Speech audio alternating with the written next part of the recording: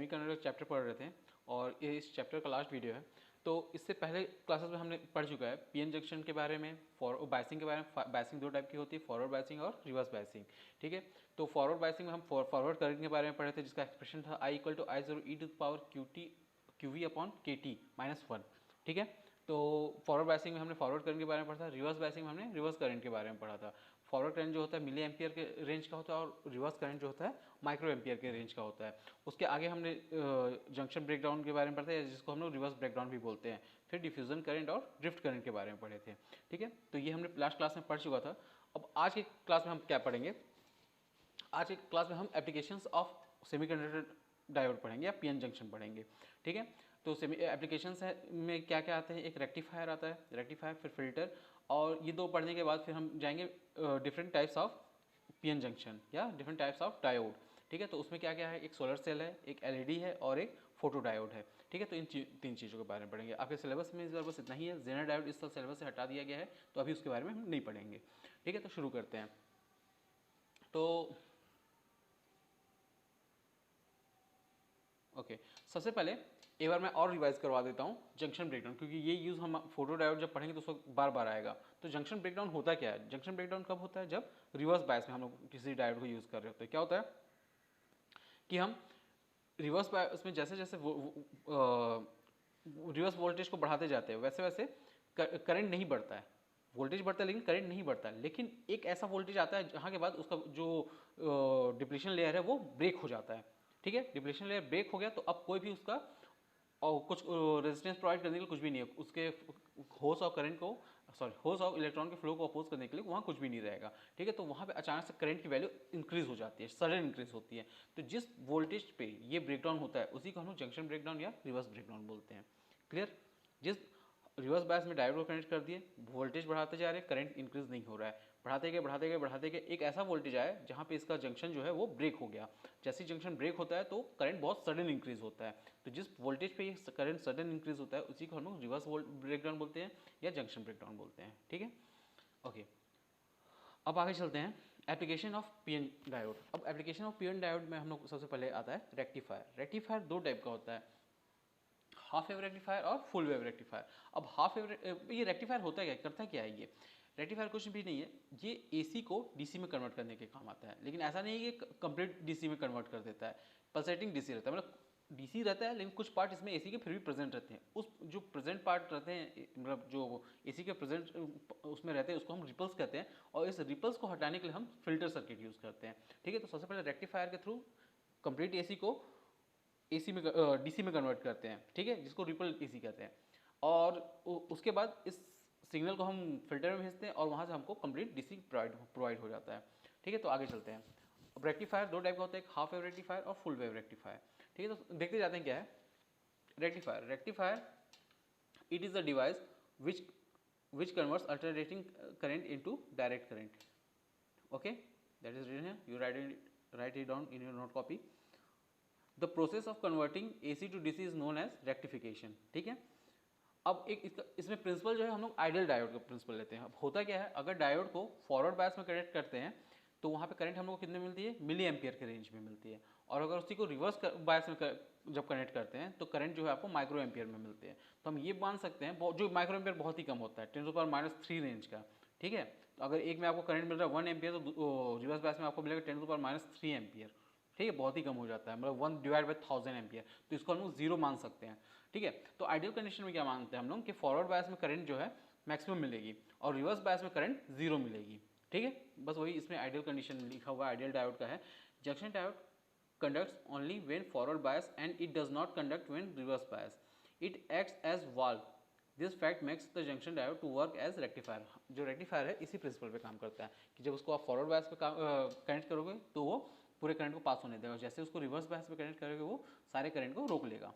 ठीक है, तो अब पहले हम लोग इसका डायग्राम देखते। देखो, ये पीएन जंक्शन है। पीएन में जिधर ट्राइंगल का बेस होगा वो वहाँ पे होल्स ज़्यादा होंगे या वो पी टाइप होगा, और जिधर आपको स्ट्रेट लाइन होगा वो एन टाइप होगा। ठीक है, तो पी को हम लोग कनेक्ट किए पॉजिटिव से और एन को कनेक्ट किए नेगेटिव से। ठीक है, पॉजिटिव एंड नेगेटिव। तो यहाँ पे आपको क्लियर दिख रहा है कि ये फॉरवर्ड बायस है। पी अगर पॉजिटिव से कनेक्ट है एंड नेगेटिव से कनेक्ट है तो फॉरवर्ड बायस है। फॉरवर्ड बायस में मतलब एक पूरे करंट को पास होने देगा, तो ये क्लोज सर्कल। अब नीचे जाते हैं, पी को हमने कनेक्ट किया नेगेटिव से और एन को कनेक्ट किया पॉजिटिव से, ये रिवर्स बायस, तो अब ये करंट को पास नहीं होने देगा, इसलिए ये open circuit. Clear? Okay. Types of rectifier, दो टाइप का टाइप बताया था मैं आपको, हाफ वेव रेक्टिफायर और फुल वेव रेक्टिफायर। अब हाफ वेव रेक्टिफायर में होता क्या है, देखो शॉर्ट में सीधे समझा देता हूँ क्या होता है।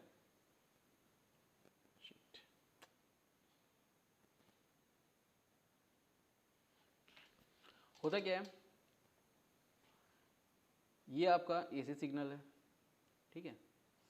अब अगर ये इसका रेक्टिफिकेशन कर रहा है और आपको आउटपुट में वो एक पार्ट तो मिल रहा है, लेकिन ये जो दूसरा पार्ट है ये नहीं मिल रहा है, ये प्लेन मिल जा रहा है, तो इसको आप बोलेंगे हाफ वेव रेक्टिफायर। और अगर ये जो सेकेंड पार्ट है जो निगेटिव साइड जा रहा है, अगर ये भी इन्वर्स होके आपको आउटपुट मिल रहा है, तो ये फुल वेव रेक्टिफायर। मतलब कि सिग्नल के दोनों वेव, फुल वेव मतलब दोनों हाफ वेव, हाफ पार्ट और ये पॉजिटिव हाफ पार्ट और निगेटिव हाफ पार्ट दोनों आपके आउटपुट में प्रेजेंट है, तो ये आपका फुल वेव रेक्टिफायर। अगर सिर्फ पॉजिटिव हाफ पार्ट प्रेजेंट है तो ये आपका हाफ वेव रेक्टिफायर। क्लियर? ठीक है, तो हाफ वेव रेक्टिफायर क्या होता है, और rectifier which rectify only one half of each AC supply cycle is called half wave rectifier. ठीक है, जो आपके एसी सप्लाई है उसका सिर्फ हाफ पार्ट को ही ये सप्लाई करता है, बाकी हाफ पार्ट को ब्लॉक कर देता है। अभी ऐसा करता है कैसे, उसके लिए थोड़ा इस डायग्राम को समझ लेते हैं।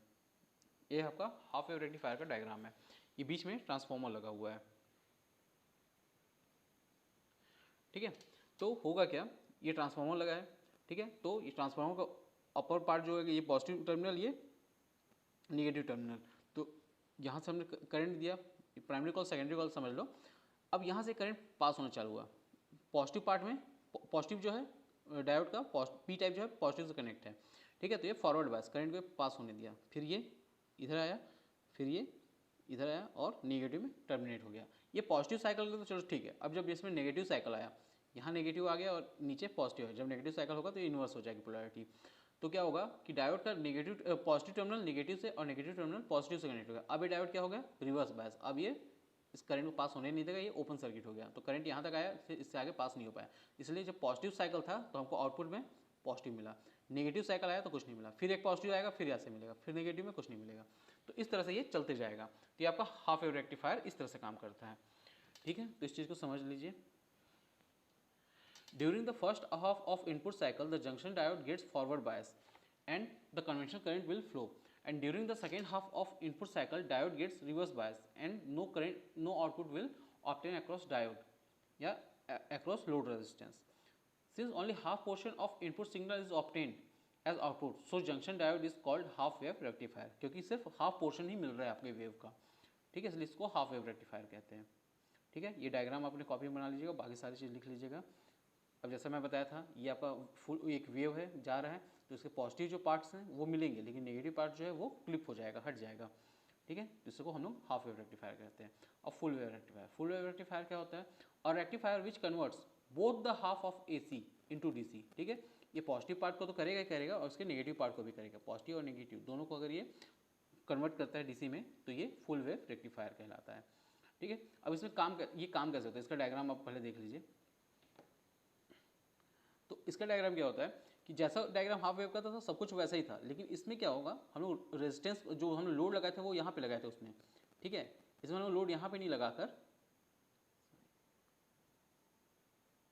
हम लोग लोड वहाँ पर ना लगाकर हम लोग इसको यहाँ पर लगा देते हैं, और आउटपुट हम लोग इसके यहाँ पे ले रहे हैं, ठीक है, आउटपुट हम लोग यहाँ पर ले रहे हैं, ठीक है। तो ये इस तरह से काम करेगा,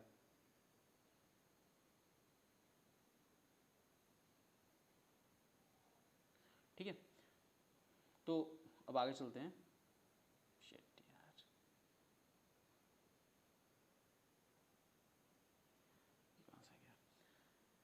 गया। ओके, तो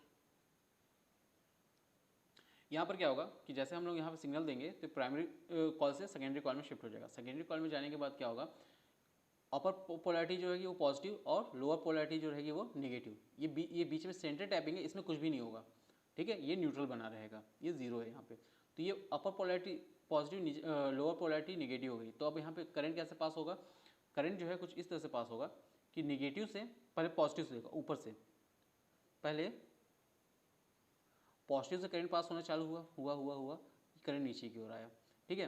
अब ये करंट नीचे की ओर आया तो यहाँ पे जीरो है तो ये करंट यहाँ जाएगा, ठीक है। तो एक करंट यहाँ मिल गया। अब ये और नीचे जाना चालू हुआ तो अब ये पॉजिटिव जो है निगेटिव में, डायोड के निगेटिव में जा रहा है तो ये ओपन सर्किट हो जाएगा, इससे आगे करंट नहीं जा पाएगा। सारा करंट जो है इस बात को फॉलो करेगा, ठीक है। तो आपको लोड के अक्रॉस एक बार सिग्नल मिल गया, ठीक है। अब इसका जब सेकेंड पार्ट, जब इसका मतलब नेगेटिव साइकिल आएगी, ठीक है। इस नेगेटिव साइकिल में क्या होगा, ऊपर वाला नेगेटिव हो जाएगा, नीचे वाला पॉजिटिव हो जाएगा। तो अब ये साइकिल कैसा करेगा, अब ये नेगेटिव से इसका पॉजिटिव कनेक्ट है, ठीक है। नेगेटिव से इसका पॉजिटिव कनेक्ट है तो ये आपका रिवर्स बायस हो जाएगा। अब ये जो है साइकिल यूँ चला, पॉजिटिव से यूँ और यहाँ पे आके मिल जाएगा। तो आपके लोड के अक्रॉस पॉजिटिव में भी आपको आउटपुट मिल रहा है और नेगेटिव में भी आउटपुट मिल रहा है, ठीक है। ये जैसे ये करंट अगर ऊपर जाएगा तो ये नेगेटिव से पॉजिटिव कनेक्ट हो रहा है तो ये रिवर्स बायस हो जाएगा, तो ये कैंसिल। तो आपके लोड के अक्रॉस दोनों बार में आपको आउटपुट मिलता है, ठीक है। इस तरह से ये समझ नहीं आएगा तो एक बार पूछ लेना, मैं एक बार और बता दूंगा इसको।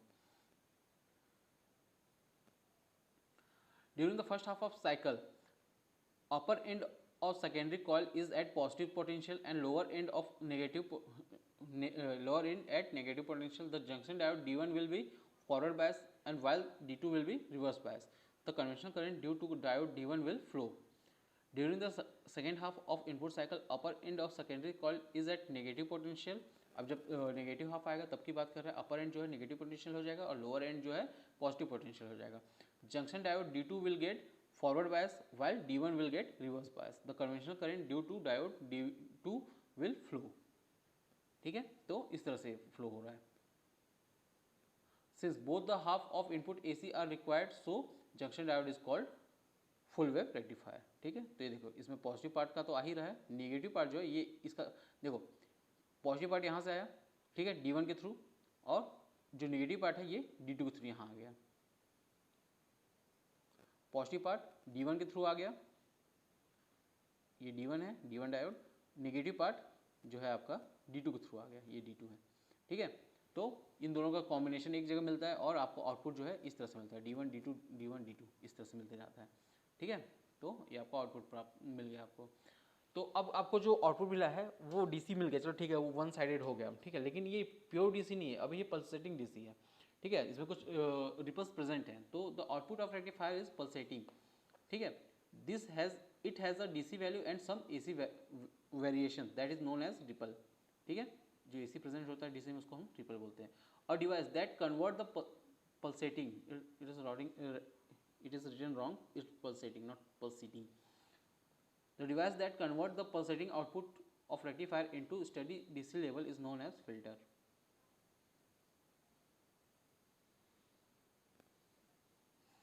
अब ये AC कंपोनेंट हो गया और ये कंप्लीट DC में कन्वर्ट हो रहा है फिल्टर सर्किट के यूज से। अब फिल्टर सर्किट कैसे काम करता है, क्या काम करता है, ये भी आपके सिलेबस में नहीं है इस साल, तो इसको ज़्यादा जानने की जरूरत नहीं है।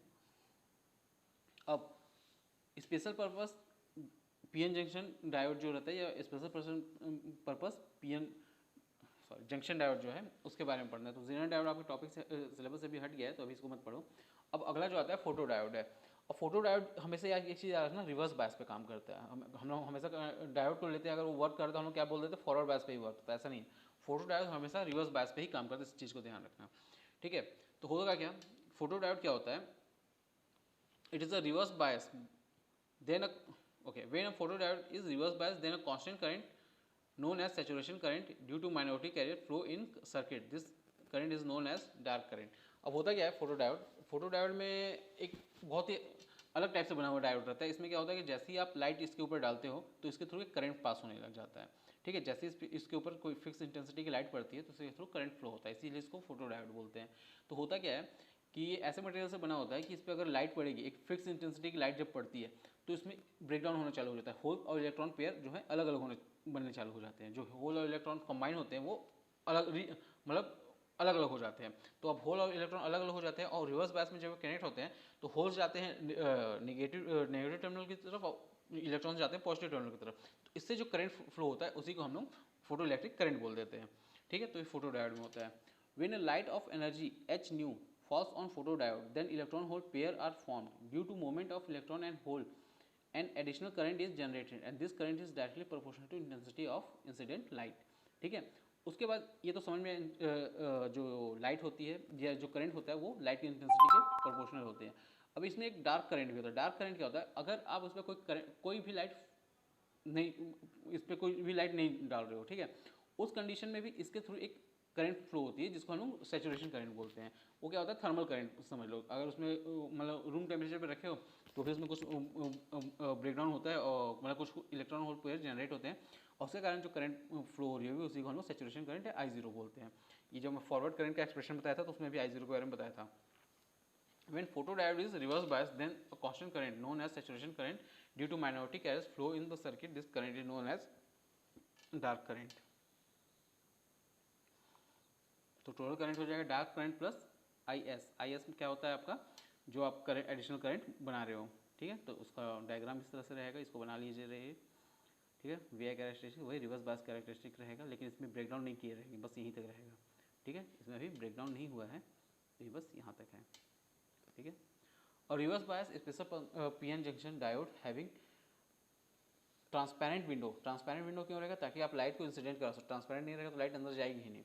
Is known as photo diode, ठीक है। इस चीज़ के कारण फोटो डायोड क्या होता है। और reverse bias PN junction diode having transparent window and when it is illuminated with light, the reverse bias diode current varies linearly with light। जैसे जैसे आप इसमें लाइट डालोगे वैसे वैसे करंट वेरी होगा। फोटो डायोड का यूज़ क्या है, photo diode are used to detect intensity of radiation of light. अब जो लाइट उस पर इंसिडेंट कर रहे हो उसकी इंटेंसिटी कितनी है, इसको अगर डिटेक्ट करना है तो उसके लिए फोटो डायोड यूज़ करते हैं, या किसी भी लाइट की इंटेंसिटी अगर डिटेक्ट करना है तो उसके लिए फोटो डायोड यूज़ करते हैं। They are used as light operated switches, light operated switch की तरह भी काम आता है, ठीक है। अब अगला टॉपिक है लाइट एमिटिंग डायोड। अब लाइट एमिटिंग डायोड जो है फोटो डायोड का जस्ट उल्टा होता है। उसमें क्या होता था, हम लोग उस पर लाइट डालते थे तो करंट पास होता था। इसमें क्या होता है, इसमें इसके थ्रू करंट पास होगा तो इससे लाइट निकलेगी। एलईडी हम घर में बहुत बार यूज़ करते हैं, उसमें लाइट इलेक्ट्रिसिटी जब देते हैं तो उससे लाइट निकलती है, लाइट एनर्जी निकलती है। तो ये काम कैसे, ये इसको हमेशा हम लोग फॉरवर्ड बैस पे हैं, फोटो डायोड को रिवर्स बैस में, और लाइट एमिटिंग डायोड को हमेशा फॉरवर्ड बैस में कनेक्ट करेंगे, ठीक है। इसमें क्या होता है, ये heavy dope PN junction diode होता है which emits spontaneous radiation when forward bias is known as light emitting diode, ठीक है। जब इसको फॉरवर्ड बायस में कनेक्ट करते हैं तो ये एक लाइट एमिट करता है, इसी को हम लोग लाइट एमिटिंग डायोड कहते हैं। और light emitting diode converts light electrical energy into light energy.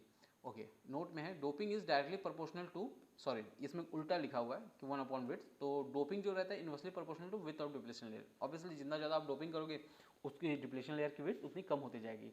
मतलब हाई कॉन्सेंट्रेशन है तो हाई मतलब कि एक दूसरे को ज़्यादा रिपल करेंगे, ठीक है। If doping is increase then depletion layer will decrease, ठीक। ये हो गया आपका ये एलईडी का डायग्राम इस तरह से होगा। When PN junction of LED is forward biased, then due to forward biasing, electron moves towards P region and holes moves towards N region. Due to this, recombination of electron and holes takes place and emits light, ठीक है। जैसे ही आप इसको light forward bias करते हो तो electron जो होते हैं वो P साइड जाएंगे और होल्स जो रहेंगे वो N साइड जाएंगे, और उसके कारण जो है रिकॉम्बिनेशन होगा और रिकॉम्बिनेशन के कारण लाइट एमिट होगी। बस यही इसका प्रिंसिपल होता है काम यूज होने का।